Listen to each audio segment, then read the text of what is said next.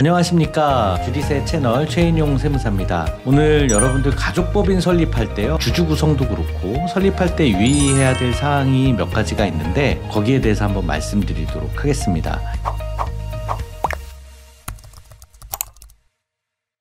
이 가족법인은 이제 세법상으로는 성실신고 확인 대상 소규모 법인이라고 얘기를 하는데 저는 편의상 가족법인으로 얘기를 하도록 하겠습니다. 여러분들이 인식하고 있는 그런 법인 맞아요. 자, 그래서 체계적인 절세 방법으로 세 가지 유리한 점에 대해서 세율 구조나 상속증여상의 유리한 점이나 법인의 출구 전략이나 이런 것들을 대략적으로 제가 소개를 해드린 영상이 있었는데요. 오늘은 가족법인을 설립할 때 주주 구성 이걸 어떻게 할 거냐, 그리고 자금 조달을 어떻게 하고 이 모아진 자금을 어떻게 활용을 할 거냐, 여기에 대한 내용을 한번 설명을 드리도록 하겠습니다. 그래서 가족법인 설립 시에 여러분들 조심해야 될 점이요, 주주 명의를 부모로 주주를 구성할 것이냐 자녀로 할 것이냐에 따른 장점과 단점이 있습니다. 부모님이 주주가 되면 일단 편하시죠. 그렇지만 상속세 절세 측면에서는 자녀를 활용한 게 굉장히 유리하기 때문에 그런 내용을 좀 말씀을 드릴 거고요. 자녀가 아직 젊어서 아직 너무 못 믿어서 자녀를 컨트롤 더 하고 싶다, 이런 부모님들이 아직 선뜻 증여를 못 하시고 가족법인을 선택을 못 하시는 그런 분들이 많은데, 요거를 또 컨트롤할 수 있는 방법도 같이 소개를 시켜드리도록 하겠습니다. 자, 그리고 법인의 자금을 만들어주는 방법이 있는데 제가 대여에 대한 부분은 설명을 드렸었어요. 그 부분은 대여를 통해서 주는 방법도 있지만 가족법인의 증여를 할 때는 그러면 어떻게 되느냐, 법인세를 또 내겠지만 법인한테 증여를 하는 거니까요, 또 증여세가 또 나오는 건 아니냐,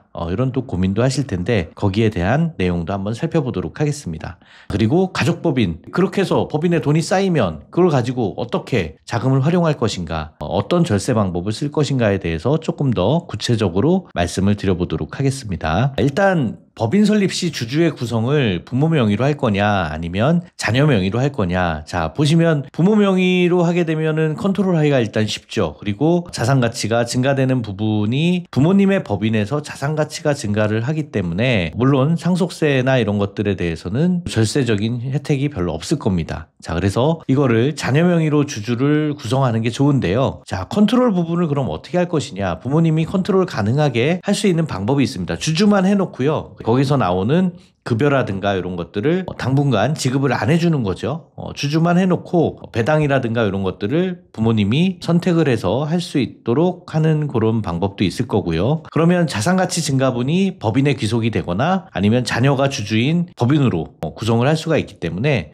이런 면에서도 굉장히 유리할 수가 있습니다. 자, 그렇게 되면 적은 금액의 주식을 주는 걸로 인해서 상속세가 줄어들게 될 거고, 또 증여 재산에 대한 합산 문제 이런 것들도 해결이 될 거고, 한 번의 증여로 가족법인에서 지속적으로 배당도 할 수가 있기 때문에 낮은 세율로 재산을 미리미리 줄 수 있는 그런 방법을 만들 수도 있습니다. 자, 그래서 자녀 명의로 주주를 할 때요, 그러면 어떤 점을 유의를 해야 되는지 한번 살펴보도록 하겠습니다. 자, 부모님이 컨트롤 가능하도록 부모님이 공동대표나 이사로 등재가 되실 수도 있습니다. 그렇게 되면 의사결정에서 이사회 결정 사항에 대한 내용을 컨트롤 하실 수가 있고요. 또 부모님의 자금 활용이라든가 또 증여세 절세 효과가 굉장히 큰 내용이 있는데, 자녀 명의로 주주를 하고 나서 법인에 자금을 대여해 주는 방법 제가 설명을 해드렸었죠. 증여세 없이 자금 대여를 해줄 수 있고, 자녀 주주당 20억씩 자금을 대여를 해줄 수가 있기 때문에 자녀가 주주로 구성이 많이 되면 될수록, 만약에 한 4명이 된다 그러면 80억까지 자녀, 또 자녀의 배우자, 또 손주까지 같이 들어간다 하면은 가족당 한 60억까지도 부모님의 자금을 활용해서 법인에 자금을 대여를 해줄 수도 있습니다. 자, 그런데요, 법인에 자금을 증여해주는 방법도 있습니다.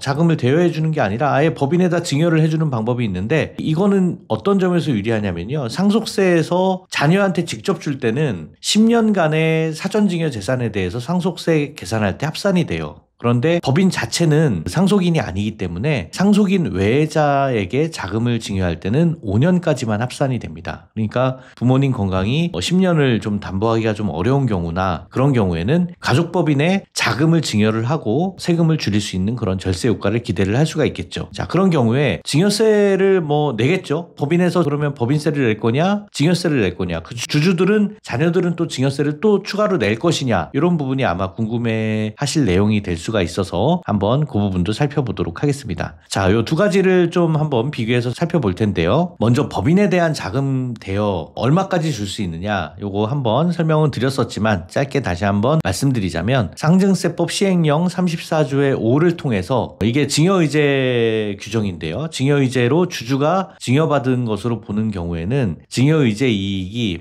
이자 같은 경우에 1억 원 이상인 경우로 한정을 한다라고 해서 1억을 국세청에서 정하고 있는 이자율 4.6%로 나누면 21.7억 정도가 됩니다. 이거는 최대 주주 한도로 한 20억 정도로 계산을 할 수가 있기 때문에, 주주 구성은 어떻게 하면 좋을까요?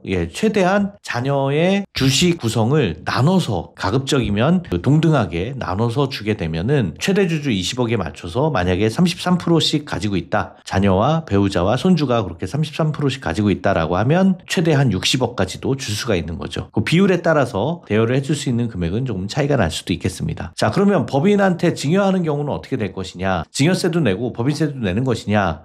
상증세법 4조의 2에 보면요, 증여는 우리나라에선 세금을 누가 내냐면 받는 자가 내도록 돼 있습니다. 그래서 영리 법인한테 지금 자금을 증여를 해주는 거잖아요. 그럼 받는 사람이 누구예요? 법인이죠. 법인은 법인세법에 따라서 자산수증이익이라고 하는 법인세가 과세가 됩니다. 그러면 그 주주한테는 과세가 되느냐? 요거는요, 상증세법 45조의 3 그리고 45조의 5 여기에 규정에 따른 경우를 제외하고는 증여세를 부과하지 않는다라고 돼 있어요. 그래서 주주들한테 특수관계 법인과의 거래를 통한 증여의제, 제공받은 사업 기회로 발생한 이익이 있으면 거기에 따른 증여의제, 또 특정 법인과의 거래를 통한 이익의 증여의제, 이게 아니라면 추가적으로 증여세를 부과하지는 않습니다. 자, 그래서 빠져나갈 수 있는 방법이 좀 어느 정도 있다라는 거죠. 자, 그래서 법인 증여는 그럼 얼마나 유리할까요? 증여세하고 법인세를 직접 비교를 해보면 유리한지 불리한지가 알 수가 있겠죠. 그래서 우리가 자녀 입장에서 직접 받는 경우에 상속 증여세율을 보면은요, 5억이 넘어가면은 30%예요, 여러분. 10억이 넘어가면 40%예요. 세율이 굉장히 높죠. 자, 그래서 상증세율과 비교해서 우리 법인세율을 한번 보도록 하겠습니다. 법인세율 같은 경우에는, 영리법인 같은 경우에 2억 원 이하는 9%, 2억 원에서 200억까지는 19%. 높지가 않습니다. 요거를 2026년부터 10%, 20%로 법인세를 예전에 이렇게 높였던 거를 다시 환원한다라는 얘기가 있는데, 그런다고 하더라도 5억 넘어가면 30%인데 법인은 200억까지는 20% 이하의 세율에 걸리기 때문에 증여세는 법인세보다 훨씬 높고요. 법인한테 증여를 해주는 게 굉장히 자금을 활용하기가 좋습니다. 그래서 세금을 줄이려고 하는 경우에는 가족법인을 활용해서 증여를 해주는 것도 굉장히 좋은 절세 방법이 될 수가 있다라는 겁니다. 자, 그래서 증여세보다 첫 번째,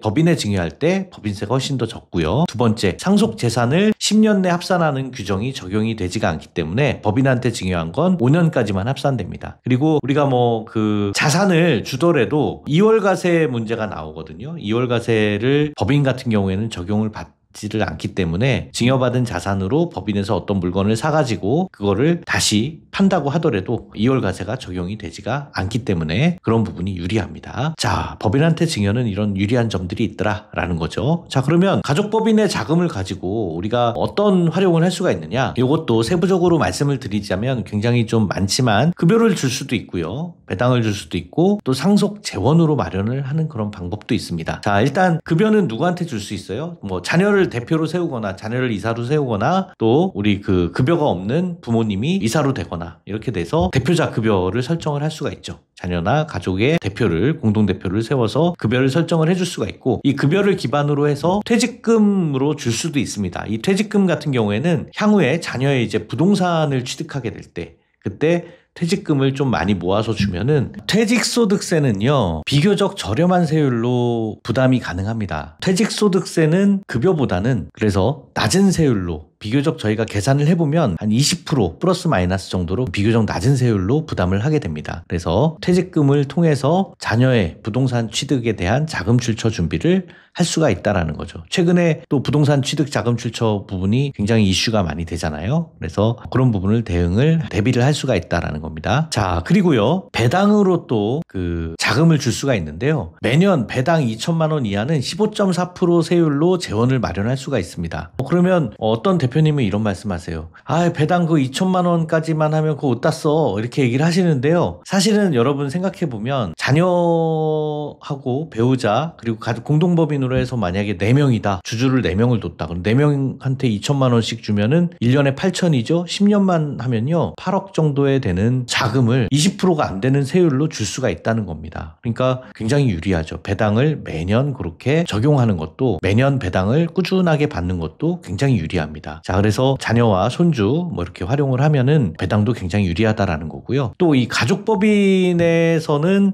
부모님이 어차피 가족법인으로 그 증여를 해줬으니까 상속 재산도 줄었지만 여기서 가족법인에서 나오는 자금을 가지고 부모님의 보험 상품을 여러 가지로 좀 들면서 임원이 들 수 있는 그런 상품들이 있습니다. 보험 상품을 통해서 절세할 수 있는 그런 방법들이 있기 때문에 상속세 재원을 마련하기 위한 그런 경영인 정기보험이라든가 아니면 부모님 건강이 장기간 담보를 하시기가 어려운 경우에는 세금 마련을 미리 해놓는 것도 굉장히 필요해요. 그래서 종신보험 같은 거를 활용하는 것도 유리한 방법입니다. 그래서 또 이런 예금 자산이 보험금의 비용 처리로 넘어가게 되면 이 가족법인이 법인의 상속재산에 들어간다고 하더라도 주식 가치를 비교적 낮게 적용받을 수 있는 그런 여러 가지 활용할 수 있는 방법들이 있기 때문에 가족법인 이런 식으로 자금을 활용하시는 것도 좋겠습니다. 자, 여러분 가족법인은요 만드는 것보다 처음부터 잘 만드는 게 중요하고 잘 만들어진 가족법인을 제대로 관리하는 게 더 중요합니다. 여러분 이런 부분에 대한 내용에 대해서 가족법인 설립과 절차와 또 관리하는 그런 세부적인 내용에 대해서 저희 가연세무법인이 상담드리고 있습니다. 구독, 좋아요 설정해 주시면 추가적으로 올라오는 좋은 내용들도 더 빨리 보실 수가 있습니다. 오늘 내용은 여기까지 하겠습니다. 감사합니다.